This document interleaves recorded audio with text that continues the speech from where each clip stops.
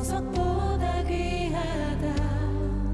내가 사랑스럽지 않은데 너를 온전히 사랑하고 너와 함께하려 내가 왔노라.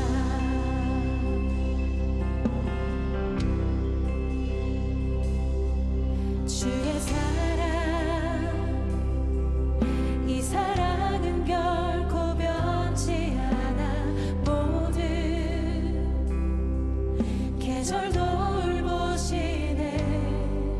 푸른 마르고 꽃은 시드나 주의 말씀은 진실해. 실수가 없으신 주만 바라라.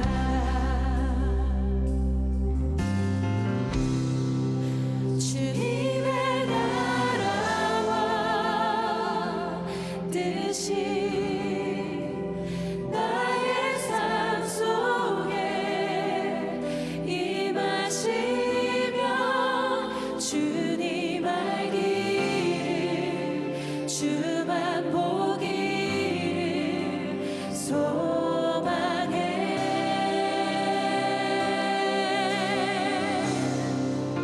거룩히 살아갈 힘과 두려움 없는 믿음 주신 나의 하나님, 완전한 사랑 찬양해. 주의 사랑, 이 사랑해. 주의 사랑, 이 사랑은 결코 변치 않아. 모든 계절도 울보시네. 푸른 마르고 꽃은 시드나 주의 말씀은 진실해. 실수가 없으신 주만 바라라. 주님의 나라와 뜻이 나의 삶 속에 임하시며 주님 알기를 주만 보기를 소망해.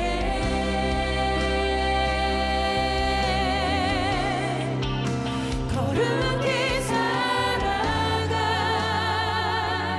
힘과 두려움 없는 믿음 주신 나의 하나님, 완전한 사랑 찬양해.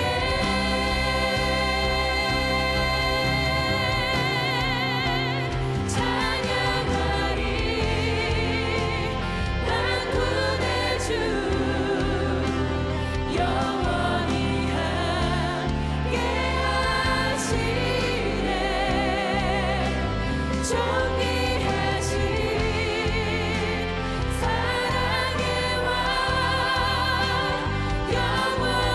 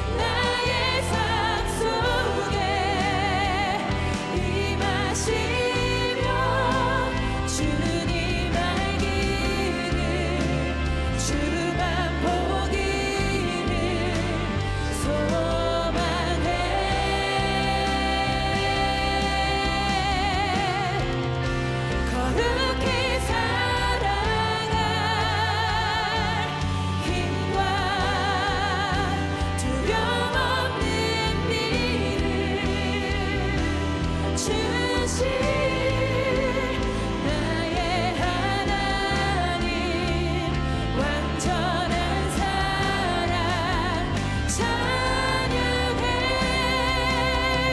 거룩하신 주님 앞에 거룩 거룩 거룩 거룩 거룩 거룩 전능하신 주님 천지 만물 모두 주를 찬송합니다.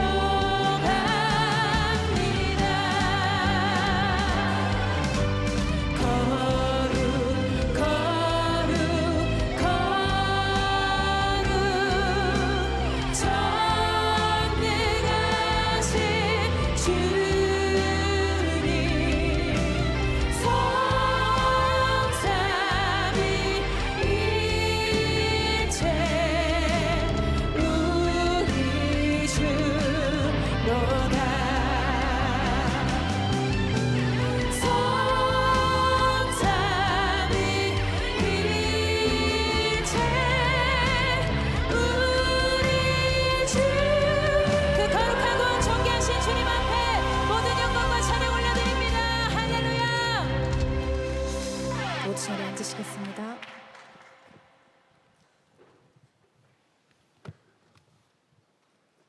거룩하신 하나님 아버지, 우리를 창조하시고 변함없는 사랑으로 품어주시는 주님의 은혜를 찬양합니다.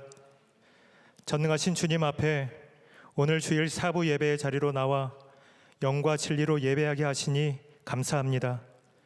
이 시간 우리의 마음을 열어 주님을 온전한 믿음의 눈으로 바라보게 하여 주옵소서. 자비로우신 주님, 우리는 주님을 사랑한다고 고백하면서도 일상의 작은 죄에 쉽게 넘어졌음을 고백합니다. 우리의 연약함으로 인해 말과 행동, 마음으로 주님의 뜻을 온전히 따르지 못했던 죄와 허물을 십자가 앞에 내려놓습니다. 우리를 위해 죽기까지 사랑하신 그 보혈로 우리의 죄를 깨끗하게 씻어 주옵소서. 특별히 사순절 기간을 보내며 고난당하신 주님의 크신 사랑과 그 참된 의미를 깊이 깨닫게 하여 주옵소서. 성경 필사를 통해 글자 하나하나에 담긴 주님의 세밀한 음성을 듣게 하시고 그 말씀이 우리 심령 속에 살아 역사하여 삶을 변화시키는 능력이 되게 하여 주옵소서. 이 사순절이 단순한 형식을 지키는 시간이 아니라 날마다 주님과 동행하며 부활의 소망을 준비하는 귀한 시간이 되게 하여 주옵소서. 우리 교회를 열방과 다음 세대를 향한 믿음의 성전으로 세워주신 주님, 이제는 알고 있는 믿음을 넘어 행함이 있는 믿음으로 나아가게 하여 주시고 사람에게 인정받기보다는 하나님께 인정받는 거룩한 믿음의 공동체가 되게 하여 주옵소서. 또한 이 세대를 살아가는 우리의 다음 세대가 혼돈의 세상 속에서도 주님의 지혜로 진리를 붙잡게 하시고 세상의 빛과 소금이 되어 주님의 나라를 세워가는 귀한 일꾼들로 자라나게 하여 주옵소서. 이 시간 단위에 세우신 김다희 단임 목사님을 성령의 권능으로 붙들어 주옵소서. 전쟁의 시대를 살고 있지만 세상의 기준이 아닌 하나님의 정체성을 붙들고 사랑과 용서를 실천하는 성령의 사람, 그런 사람이 되는 귀한 말씀을 선포하실 때 우리 목사님의 그 말씀이 우리 안에 심겨지는 놀라운 은혜가 있게 하여 주시옵소서. 선포되는 말씀을 통해 지친 심령이 새 힘을 얻고 우리의 영과 혼과 육이 주님의 말씀으로 새롭게 되는 놀라운 은혜의 시간 되게 하여 주옵소서. 전심으로 찬양하는 더브리치 찬양대의 찬양을 기쁘게 받아주시고 주차와 안내 그리고 보이지 않는 곳에서 묵묵히 헌신하는 모든 봉사자에게 주님의 풍성한 복과 위로를 더하여 주옵소서. 죽으시고 부활하사 우리의 영원한 산 소망이 되시는 예수 그리스도의 이름으로 간절히 기도드립니다. 아멘.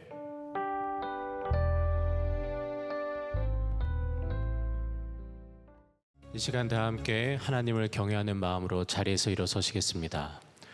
오늘 우리에게 주시는 하나님의 말씀은 골로새서 3장 12절에서 17절 말씀입니다. 그러므로 여러분은 하나님의 택하심을 입은 사랑받는 거룩한 사람답게 동정심과 친절함과 겸손함과 온유함과 오래 참음을 옷 입듯이 입으십시오. 누가 누구에게 불평할 일이 있더라도 서로 용납하여 주고 서로 용서하여 주십시오.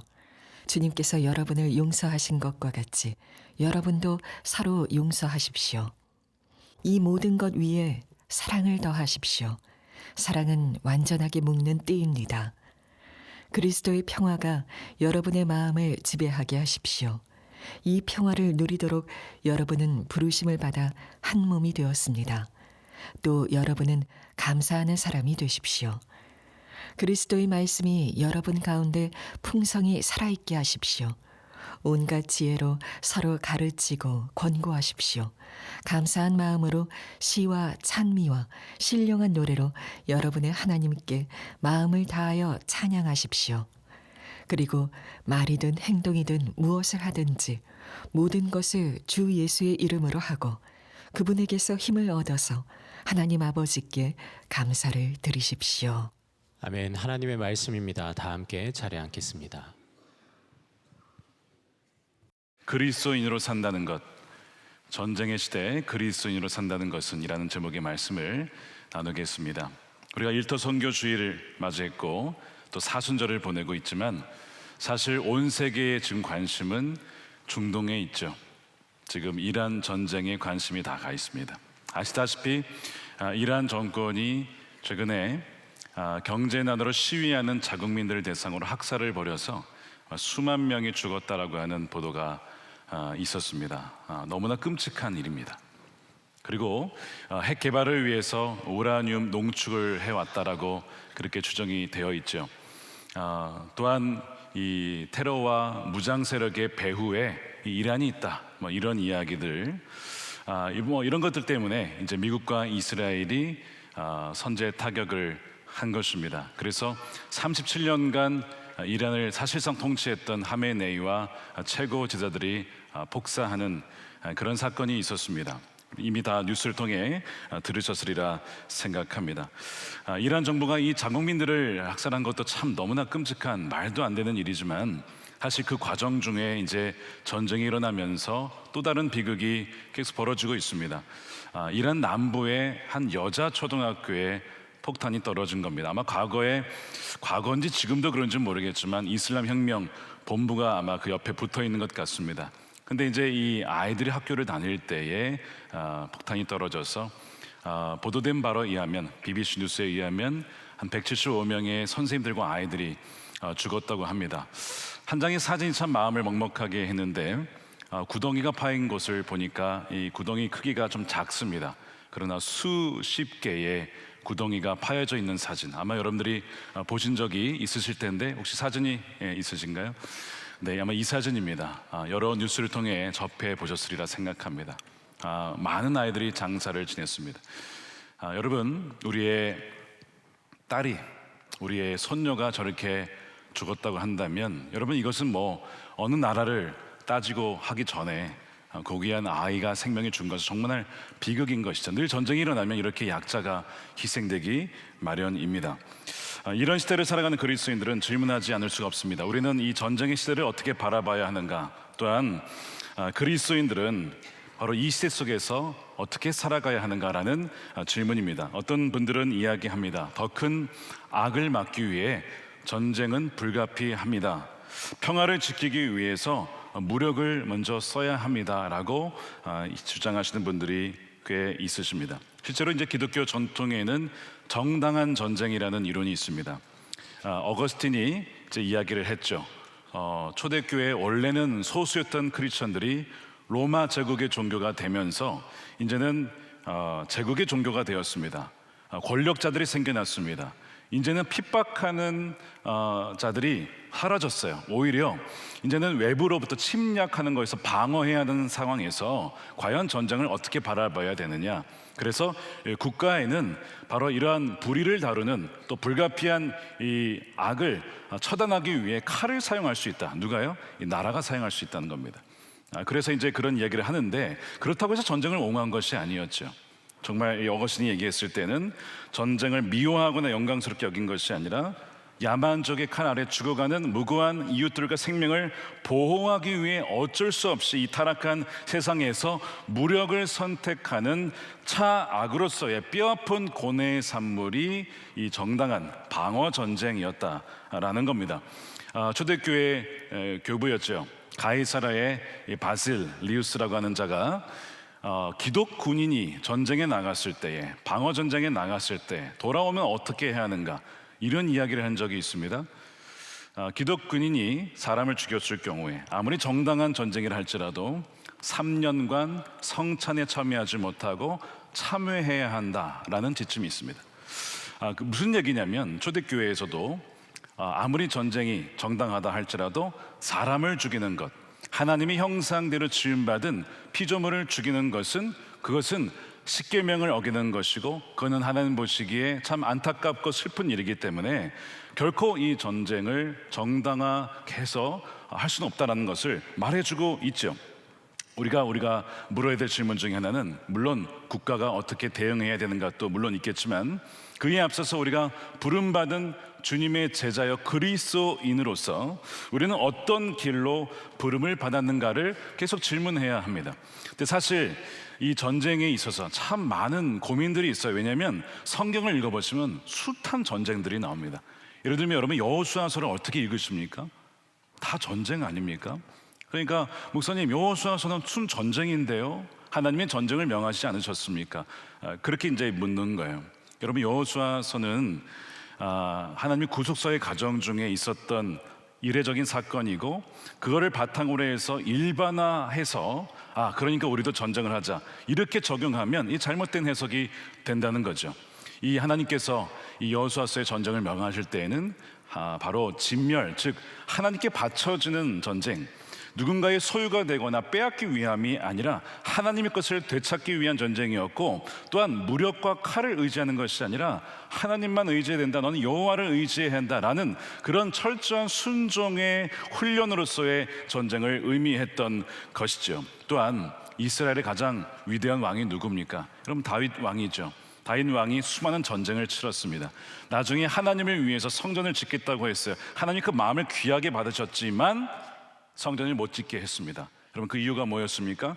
역대상 22장 8절에 주님께서 나에게 말씀하셨다. 너는 많은 피를 흘려가며 큰 전쟁을 치렀으니 나의 이름을 위하여 성전을 건축할 수 없다.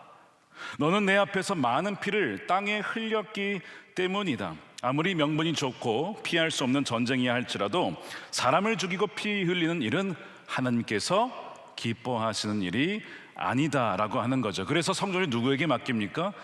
샬롬이라고 하는 의미, 평화의 아들, 이런 의미를 가진 솔로몬에게 성전을 맡기는 거예요. 평화의 아들이 성전을 짓는다는 것입니다. 굉장히 의미가 있지 않습니까? 여러분, 그래서 이 여호수아의 이름은 신약의 예수와, 즉 예수님으로 연결이 되면서, 예수님은 칼을 쓰지 않습니다. 예수님이 오히려 칼과 창에 의해 십자가에서 죽임을 당하시죠. 순교를 당하시는 것입니다. 희생하시는 것입니다. 세상의 무력은 이미 십자가에서 패배했고 십자가를 통해서 종식이 된 것이죠. 그래서 그리스도인이라면 칼이 아니라 십자가를 지는 것이 마땅한 것입니다. 사순절 기간 여러 본문 묵상 중에 빠지지 않는 본문 중에 하나가 겟세마네에서 잡혀가시는 예수님입니다. 군사들이 몰려와서 예수님을 죽이려고. 여러분, 나쁜 거 아닙니까? 로마 제국도, 그 종교 지도자들도 정말 여러분 어떻게 대항해야 됩니까? 똑같이 무력으로 물리쳐야 하지 않겠습니까? 베드로가 그렇게 생각했어요. 정당권을 발휘해서 자기도 칼을 뽑아서 대적하려 했습니다. 그런데 여러분, 그때 여러분 기억하셔야 돼요. 예수님께서 이렇게 말씀하셨어요.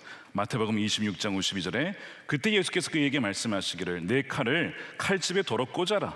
칼을 쓰는 사람은 모두 칼로 망한다. 너희는 내가 나의 아버지께 당장에 12군단 이상의 천사들을 내 곁에 세워주시기를 청할 수 있다고 생각하지 않느냐. 여러분 기억하십시오. 예수님이 힘이 없어서, 무력이 없어서, 군사가 없어서 죽으신 게 아닙니다. 로마 제국을 압도적으로 무력화시킬 수 있는 군대를 갖고 계셨습니다.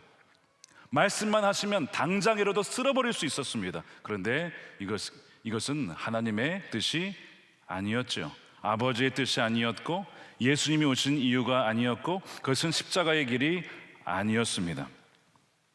예수님은 세상과는 전혀 다른 이야기 속을 살아가셨습니다. 세상은 말합니다. 폭력은 더 큰 폭력으로 제압해야 한다. 악은 힘으로 제거해야 한다. 살아남으려면 먼저 공격해야 한다. 근데 예수님은 그 길을 거부하신 겁니다. 열심당 출신이었던 시몬이 제자로 왔다라는 말씀을 드렸습니다. 예수님이 그 길을 거부하시는 거예요. 시몬아, 너 회개해야 된다. 갈릴리에 폭동이 일어났을 때 로마 제국에 항거한 겁니다. 그때 뭐라고 했습니까? 그들이 지지한 게 아니라 너희도 회개하지 않으면, 즉 너희의 그 무력의 방식을 바꾸지 않으면 너희도 이와 같이 망할 것이다라고 얘기하셨습니다. 굉장히 서운할 것 같아요. 아니, 나라를 위해서 독립운동한 건데 왜 예수님이 지지해주지 않으시고 너희도 회개하지 않으면 저렇게 죽을 거다라고 얘기를 하셨을까요? 예수님은 무력을 옵션으로 생각하지 않으셨다는 것입니다. 또한 반대로 이 레위 마태의 길, 즉 제국에 순응하는 길도 거절하셨습니다. 헤롯을 희화하여 뭐라고 합니까? 여우라고 했습니다. 여우, 교활하다는 겁니다.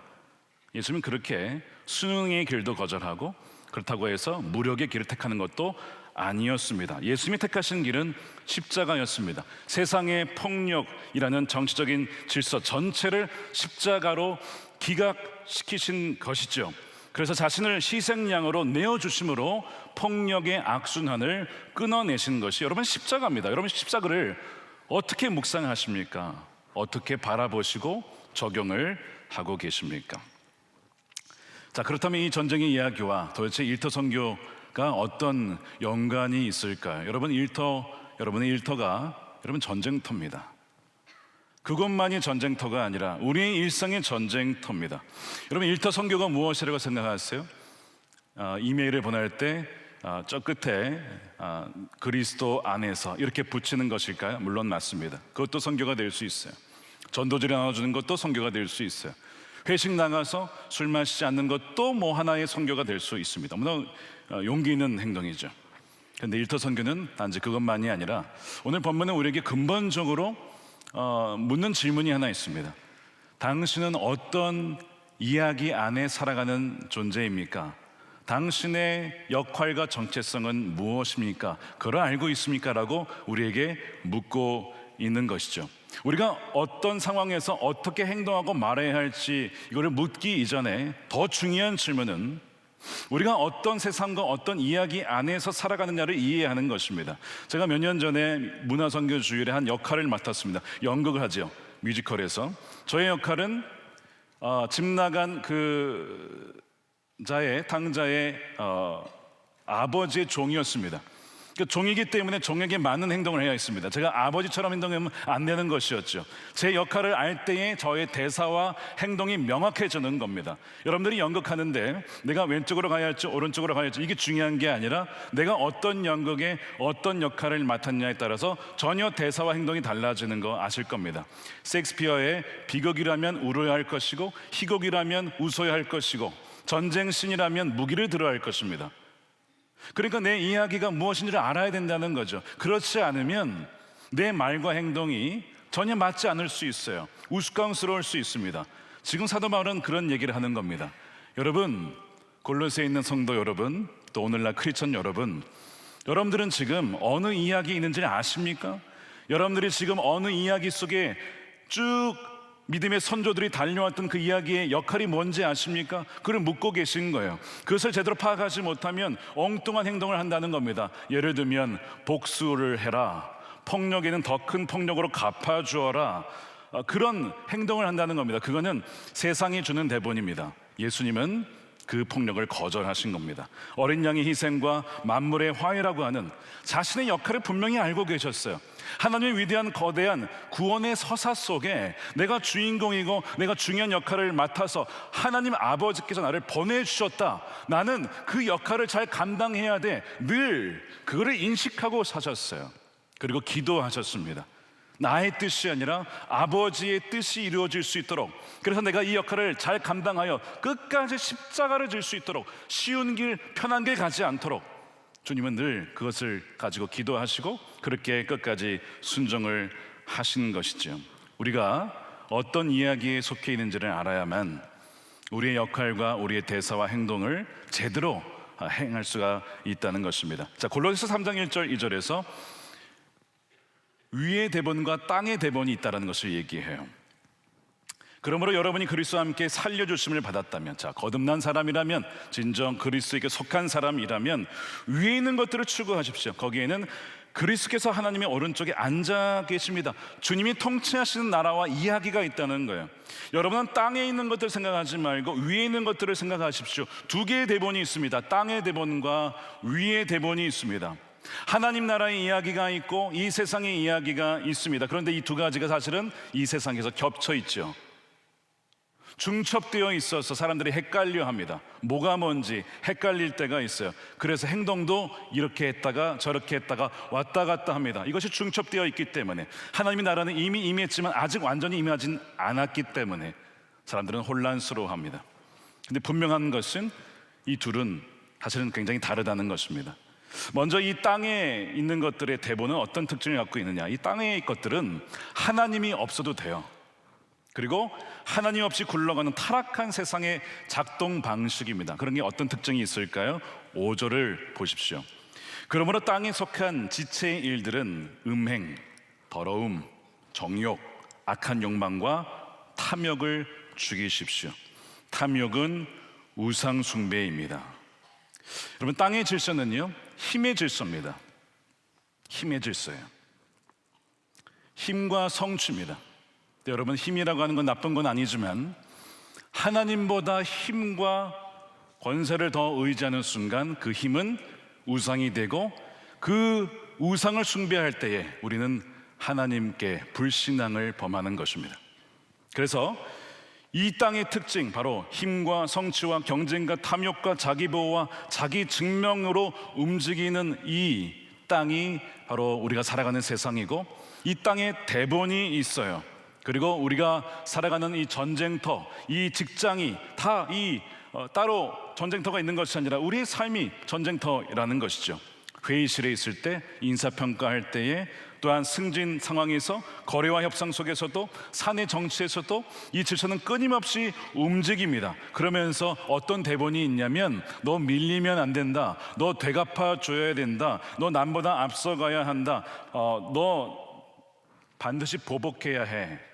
이런 대본이 계속 우리에게 주어져요.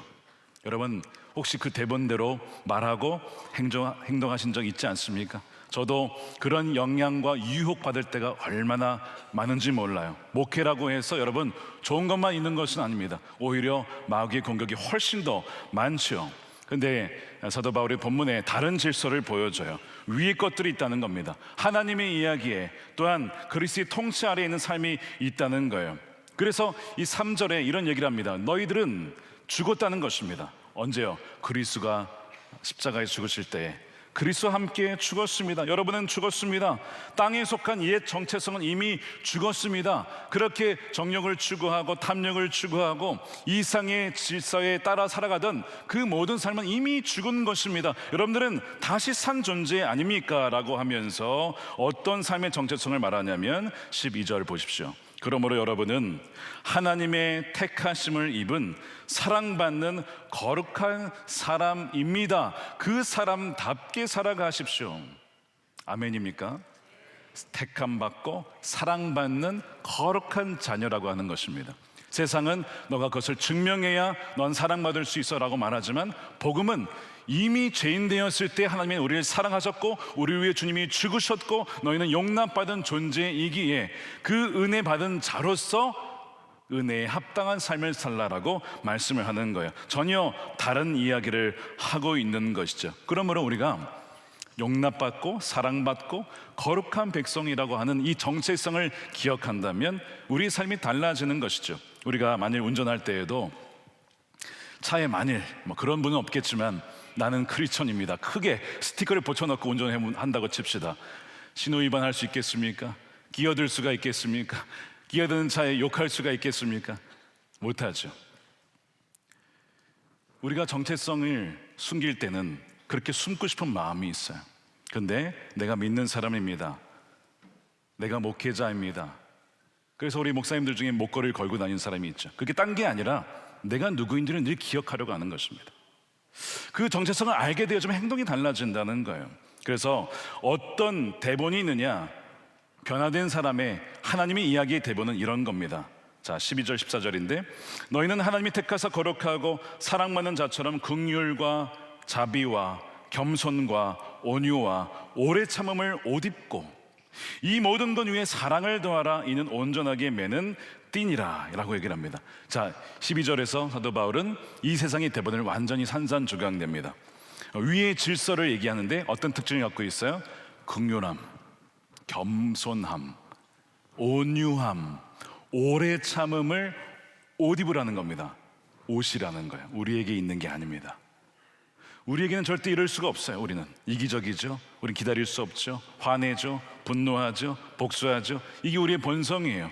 그러나 예수님 안에서 변화된 자는 예수님의 그 의, 예수님의 그 성품이 우리에게 더딥혀져요.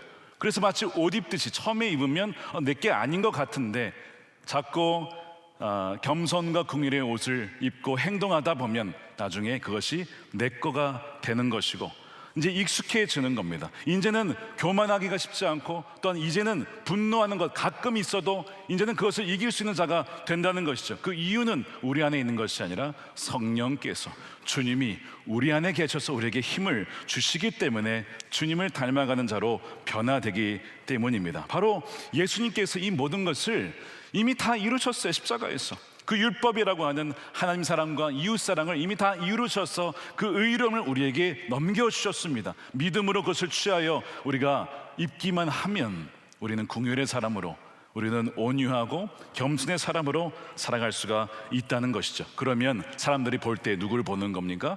여러분들을 볼 때, 저와 여러분들을 볼 때 여러분을 보는 것이 아니라 주님을 보게 되는 것입니다. 예수님을 만나게 되는 것입니다. 바로 그것이 선교인 것이죠. 물론 한 번에 되지는 않습니다. 우리가 세례를 받았다는 것은 폭력의 이야기 속에서, 그 세상 속에서 빠져나와 이제는 희생과 사랑과 겸손과 온유의 그 하나님 나라의 백성이 되었다는 것을 의미합니다. 하지만 여전히 우리가 육신을 입고 있기 때문에 경쟁과 이 폭력과 전쟁의 습관이 몸에 아직은 배어 있죠.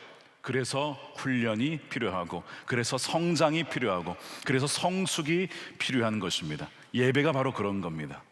우리가 예배를 드릴 때 늘 주님을 주목하고 우리가 하나님의 이야기 안에 있음을 다시 자각하게 됩니다. 아, 그렇지. 우리의 삶은 갑자기 그냥 생겨난 것이 아니라 앞에서부터 믿음의 선조들을 쭉 이어온 어떤 이야기 속에 그 중간에 우리는 좀 들어온 거예요. 믿음의 선조들의 이야기를 보면서 우리가 감당해야 될 역할이 무엇인지, 내 대사가 무엇이어야 되는지, 내가 어떻게 행동해야 되는지가 이미 말씀 속에 나와 있고, 그 마지막 장면이 무엇인지, 세상의 끝은 어떻게 되는지, 주님이 어떻게 오시는지가 이미 다 나와 있습니다. 우리가 그것을 보고 행동을 하는 것이죠. 예배가 바로 그런 겁니다. 아, 이 세상의 참된 주인은 주님이시고 하나님의 이야기 안에 우리가 살고 있으며, 또한 우리가 음성을 듣고 따라갈 분이 누구인지 주님이시고, 감사와 찬양의 언어를 배우고 성찬을 통해서 하나됨이 무엇인지를 알게 되어지고, 이 모든 것이 여러분 예배의 의미 아니겠습니까? 처음에는 어색하죠. 그러나 악기를 배울 때 기타나 바이올린 하게 되면 막 손이 아픕니다. 멍이 들고 물집이 들지만 익숙해지면 악기와 내가 하나가 되어서 그 작곡가가 의도했던 악보를 그대로 연주하게 됩니다. 하나님께서 의도하신 그 우리가 이 땅에서 살아가야 될 그 모습을 살아낼 수 있도록 성령께서 우리를 도와서 그렇게 인도해 주신다고 하는 거예요. 그것이 우리에게 맡겨진 역할이라고 하는 겁니다. 주님을 닮아감으로, 그 그리스도의 성품이 드러남으로 그 자체가 선교적인 메시지가 되는 것이죠.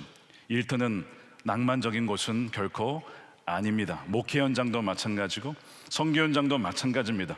파벌이 나뉘고 또한 충돌하고 이기심이 있으며 또한 억울한 모함이 난무하는 치열한 정말 전쟁터 그 자체입니다. 그렇기 때문에 이것을 기억하라는 거예요. 뭐예요? 주님께서 우리를 어떻게 사랑하셨는지. 자, 13절에 누가 누구에게 불평할 일이 있더라도 서로 용납하여 주고 용서하여 주십시오. 주님께서 여러분을 용서하신 것 같이 여러분도 서로 용서하십시오. 제자 훈련 받으셨습니까? 거기에 무슨 질문이 있습니까? 당신보다 더 악독한 죄인이 있습니까? 네, 있습니다 하면 이제 당하는 거예요. 여러분, 속는 거예요. 십자가에서 보면 나 같은 죄인이 또 어디 있나 싶은 거죠. 근데 그 나를 용서해 주셨으니 나도 다른 이들을 용서할 수가 있게 되는 거예요. 그리고 그리스도의 평화가 여러분들의 마음을 지배하게 하십시오. 이 지배한다는 것은 언어가 보면 심판관이라는 의미입니다. 우리 마음에 평강이 지배하느냐, 평화가 지배하느냐, 아니면 분열과 미움과 시기와 그것이 내 마음을 주장하고 있느냐. 누가 여러분들의 마음에 왕에 대해서 주장하고 있습니까? 말씀에 성령의 사람은, 예수님께 속한 사람은 그리스도의 평강이 그 사람을 주장하기에 때로는 어떤 화를 내고 싶고 또한 싸우고 싶고 저 사람을 정말 욕하고 싶은 그 마음이 찾아와다가도 그 마음의 평강의 재판관이 아니야 노라고 함으로써 그것을 거절하는 것이죠. 그리함으로써 어떻게 저렇게 살아갈 수가 있지? 전혀 다른 대안적인 그리스도인들의 정치를 하는 겁니다.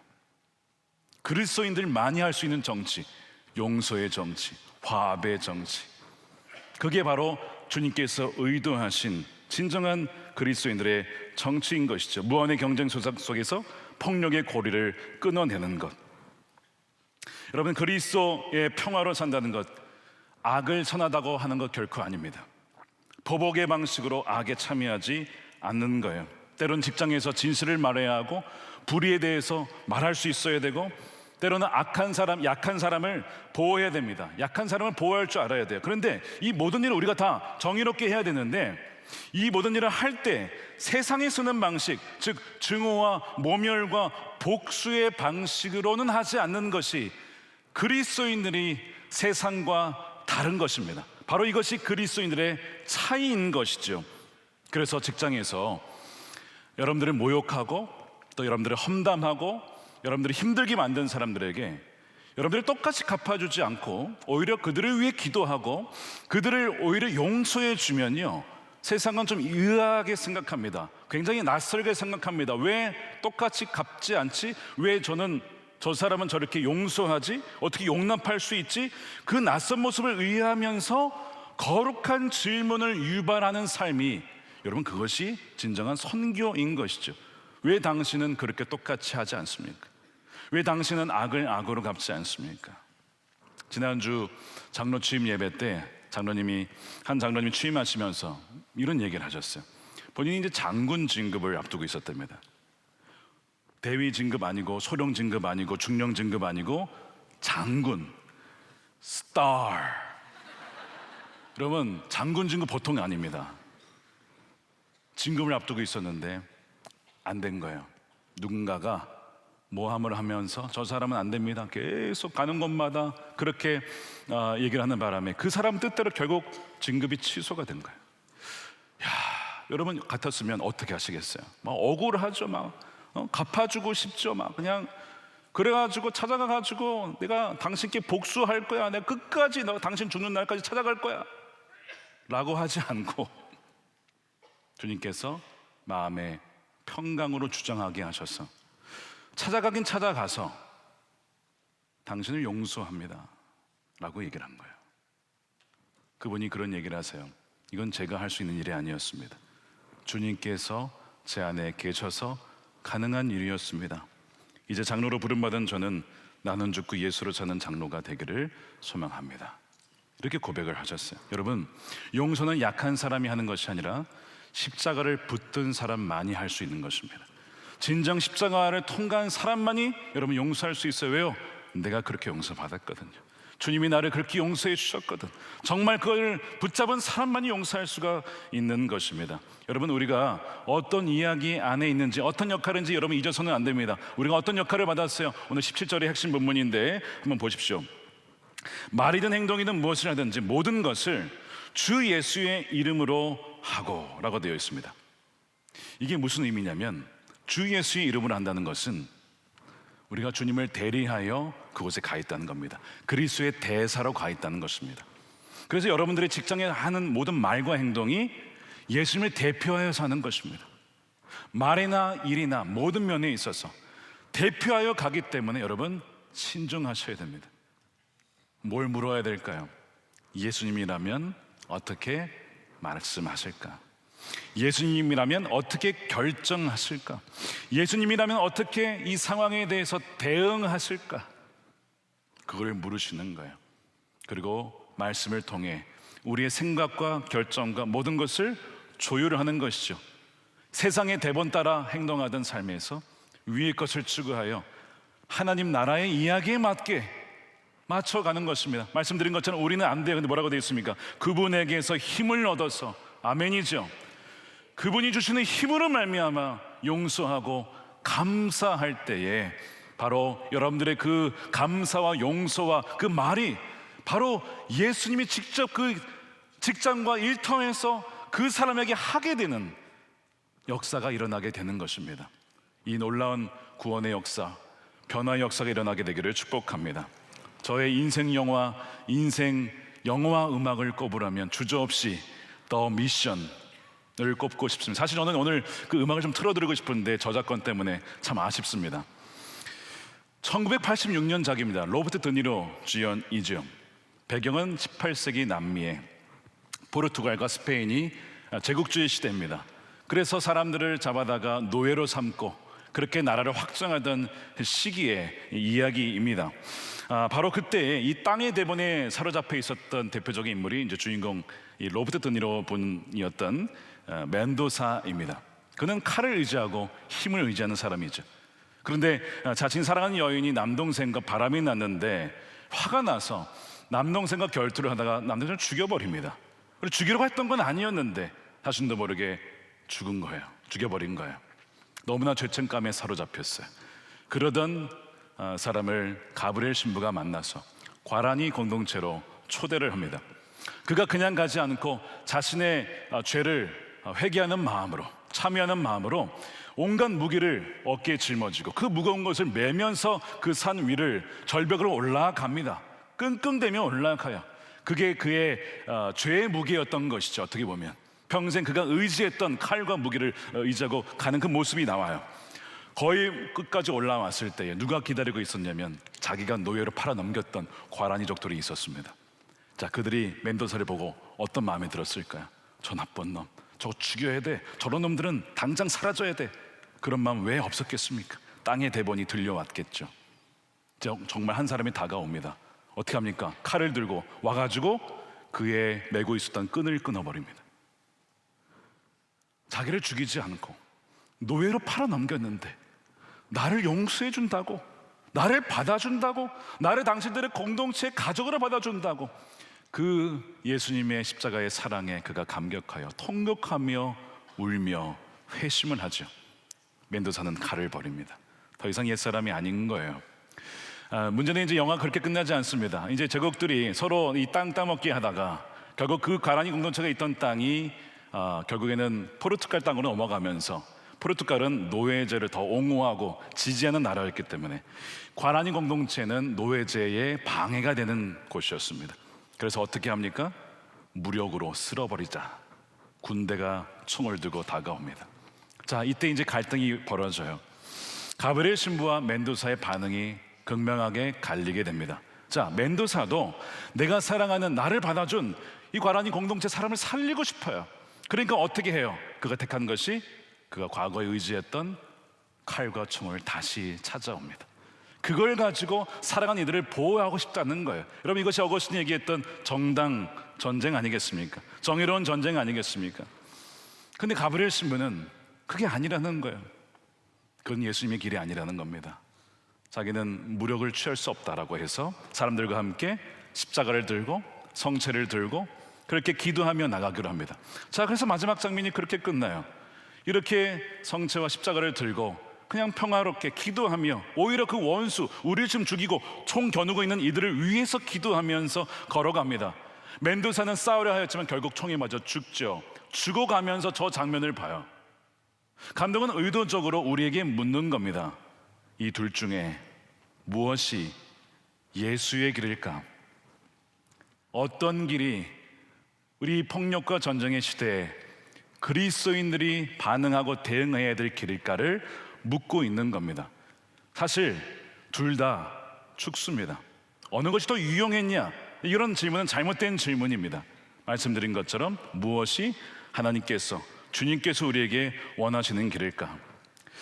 결말을 보면서 야, 거 봐라, 십자가는 무력하다, 힘 앞에서 무력하다, 그러니까 십자가는 이상적인 것이지 현실에서는 소용이 없어라고 말할지도 모르겠습니다. 자, 그런데 우리는 영화의 첫 장면을 기억하셔야 돼요. 첫 장면이 어떻게 시작합니까? 과란이족이 자기네 땅에 쳐들어온, 어떻게 보면 쳐들어온 거라고 생각하죠. 선교사를 십자가에 묶습니다. 그리고 폭포로 흘려보내죠. 그래서 결국에는 그 선교사는 힘없이 대항하지 않고 무력으로 저항하지 않고 십자가에 달린 채 폭포로 떨어집니다. 그리고 그것이 이 영화의 포스터가 됩니다. 잘 보십시오. 저 이구아스 폭포로 떨어지는, 근데 십자가가 거꾸로 매달렸어. 마치 베드로가 승리한 장면처럼 말이죠. 자기를 죽이려고 하는 이들을 위하여 오히려 기도하면서 그냥 순순히 어린 양처럼 죽은 그 선교사의 모습 말입니다. 그리고 그 밑에는 그 두 사람이 서로 마주보고 있어요. 이 상황 속에서 무력으로 대응할 것이냐, 아니면 끝까지 예수님처럼 십자가로 그들을 용서하며 기도하며 할 것이냐. 감독은 결론을 어떻게 내지 않아요. 무엇이 옳다 그러다 얘기를 하지 않습니다. 그것을 관람객에게 맡깁니다. 그리고 계속 질문을 하는데 그 마지막 장면에 이렇게 나오죠. 어린아이가 떨어진 십자가를 짚고 그 악기를 짚고 다른 곳으로 갑니다. 무슨 의미입니까? 그 십자가의 길이 다음 세대에게 전달이 되었다는 것입니다. 그 아이도 나중에 크면 십자가의 길을 걷고 악을 악으로 갚지 않고 폭력을 더 큰 폭력으로 갚지 않는 주님의 사람이 될 것임을 암시하는 장면이죠. 여러분, 과란이족은 무력으로 변화된 것이 아니라 오히려 그들을 용서하고 품은 십자가로 인하여서 변화가 되었던 것입니다. 전쟁의 시대에 우리는 어떤 길을 걷고 있습니까? 어떤 기도를 하고 있습니까? 어떤 선택을 하고 있습니까? 우리의 일터에서도요, 치열한 전쟁이 일어납니다. 우리를 공격하고 모함하고 싫어하는 이들이 물론 있으실 거예요. 근데 그때 우리 안에 계속 멘도사가 살아나서 과거에 했던 그 습성 그대로 똑같이 갚아주고 싶은, 칼을 쥐고 싶은 그런 마음이 들 때가 있어요. 베드로처럼 칼을 뽑고 싶은 마음이 있습니다. 그런데 여러분 기억하십시오. 주님은 십자가에서 그 모든 것을 당하심으로, 십자가의 어린 양으로 죽으심으로 무력을 이기시고 승리하셨고 우리에게 영원한 평화를 주셨다는 것입니다. 십자가의 사람의 길은 무력이 아니라 바로 그 용서와, 또한 어떻게 보면 약해 보이지만 그러나 오히려 그것이 살리는 길임을 믿고 나아가는 사람들이 바로 하나님의 백성들이요 그리스도인들이라는 사실입니다. 사랑하는 여러분, 여러분들의 삶이 십자가와 부활이 정말이구나, 진짜구나, 그것이 사실일 때만 말이 되는 그런 거룩한 대본의 삶이 되시기를, 그래 여러분들의 삶을 볼 때에 주님이 살아계시구나, 십자가가 진짜구나 하는 것을 경험하게 되어지는 우리 일터의 많은 잃어버린 영혼들이 주님께 돌아오게 되는 놀라운 역사가 일어나게 되기를 주님의 이름으로 축원드립니다. 우리가 이 시간 함께 우리 기도했으면 좋겠습니다. 오늘 일터 선교주일을 보내면서 사실 일터에 계신 여러분들이 선교사이시고 또 가정이나 학교나 이런, 사실 우린 다 일상의 선교사입니다. 어디 멀리 가야만 선교사가 아니라 말이나 일이나 무슨 일을 하든지 주 예수의 이름으로 한다는 것은 바로 우리가 선교사로, 그리스도의 대사로 파송을 받았다는 것입니다. 근데 오늘 우리 말씀 나눈 것처럼 우리의 모습이 마치 베드로처럼 또 멘도사처럼 과거의 모습으로 자꾸 돌아가려는 그런 연약함이 있습니다. 그럼에도 불구하고 주님, 우리를 포기하지 않고 우리를 사랑하시는 주님으로 말미암아 우리에게 맡겨진 이 일터 선교의 사명을 끝까지 감당하기를 원합니다. 주님의 정결한 도구로, 순전한 도구로, 이런 양들을 돌아오게 하는 통로로 주님, 제가 쓰임받고 싶습니다.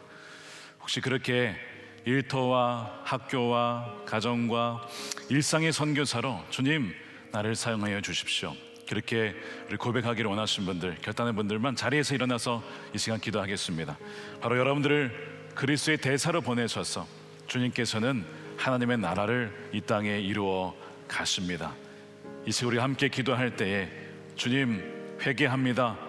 옛사람의 이 세상의 대본에 사로잡혔던 때를 또한 주님을 믿으면서도 그렇게 살아갔던 순간순간들이 있었음을 이 시간 회개하며 주님 그리스도의 대사로서의 사명을 감당하여 주님 부르신 곳이 정말 선교지이므로 잃어버린 영혼들을 주께로 인도할 수 있는 우리가 되게 해달라고 우리 함께 동성으로 기도하겠습니다.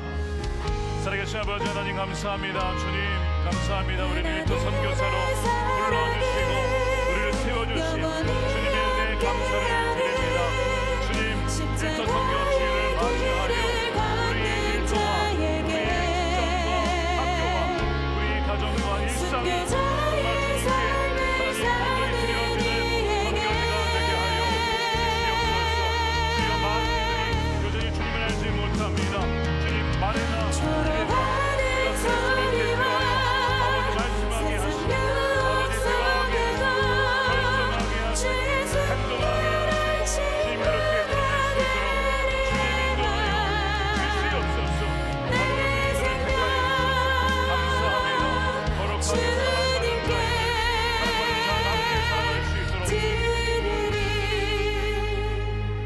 거룩하고 자비하신 아버지 하나님 감사합니다. 우리를 일터와 가정과 학교와 일상의 선교사로 불러주심에 감사드립니다. 이 시간 구별하여 우리의 인생을 우리의 삶을 주님께 드리오니 주님 주의 영광을 위하여 마음껏 사용하여 주시옵소서. 때로는 우리가 하나님 여전히 이 세상의 대본을 따라 말하고 행동할 때가 있었음을 이 시간 회개합니다.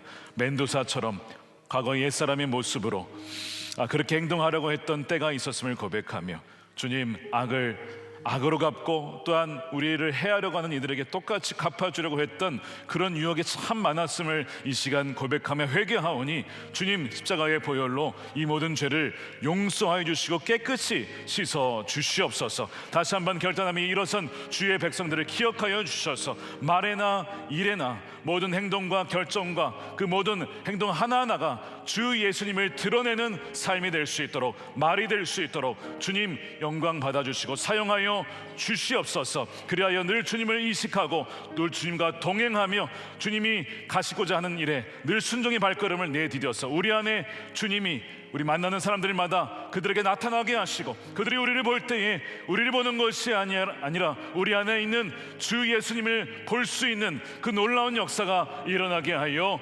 주시옵소서. 주여 사랑받고 택함받은 거룩한 자녀답게 주님 긍휼의 옷을 입게 하시고 주여 겸손과 온유와 오래 참음의 옷을 입게 하시고 사랑으로 그 모든 것을 더하는 하나님의 백성들이 되기를 원합니다. 폭력과 무력의 이 시대에 십자가가 바로 그 모든 폭력의 종식임을 알게 하시고 주님 진정한 우리의 일터와 현장 속에 하나님의 평강이 임할 수 있도록 주님 역사하여 주시옵시고 주님 우리의 모든 만남 속에 평화의 사람으로 우리를 사용하여 주셔서 사람과 사람 사이 하나님과 사람 사이를 잇는 브릿지 역할을 감당하는 우리 모두가 되게 하여 주시옵소서. 11조와 감사헌금과 성경금과 건축헌금으로 주님께 올려드립니다. 드리는 손길과 믿음을 기억하여 주셔서 주여 요셉의 창가와 같이 어려운 시대에 존귀하게 쓰임받고 흘려보낼 수 있는 살리는 주의 백성들이 되게 하여 주시옵소서. 아버지 하나님 이 나라 민족을 기억하여 주시고 북한에 복음이 전파되게 하여 주시고 북한에 억류되어 있는 김정은 김국 김 목사님 최충규 선교사님 중국의 에스라진 또한 지도자들을 풀어 주시옵소서. 주님 또한 이란의 전쟁이 속히 그치게 하시고 주님 샬롬의 평강이 임하게 하여 주셔서 확산되지 않게 하시고 주님 속히 마무리가 되어서 이제는 정말 하나님 모든 평화가 아버지 그 땅 가운데 사람들 가운데 주여 드러날 수 있도록 임할 수 있도록 주님 역사하여 주시옵소서. 아버지 하나님 복음을 증거하기 위하여 주님이 다시 오시는 그 길을 예비하기 위하여 우리 선교사님들 지금도 선교지에서 수고하며 헌신하고 있습니다. 우리도 보내는 선교사를 함께 합력하여서 마라나타 주 예수여 어서 오시옵소서. 다시는